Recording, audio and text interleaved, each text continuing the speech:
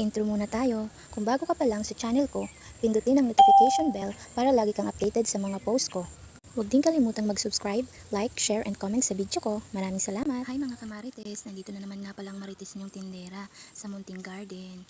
Magdidilig pala ako ng mga tanim ko dahil hapon na nga at sobrang init kanina. Didiligan ko, siguradong wala na silang masisipsip na tubig sa ilalim dahil sobrang init ngayon. Kaya ayan, dinidiligan ko sila ng maraming tubig para hindi sila mamatay.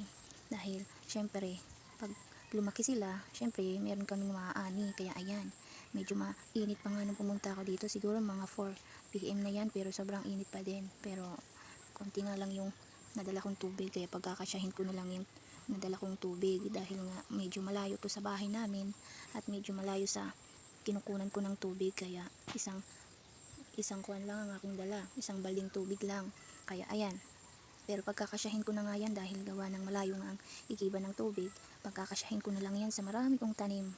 Meron akong mga tanim dito sa gilid ng bakod, yung mga bago kong tanim na ampalaya. Dito ko na nga nilagay sa bakod gawa ng para doon gumapang, para hindi na ako mahihirapan maghanap ng pagiging bahay niya o gapangan niya. Kaya dyan na lang sa gilid ng bakod.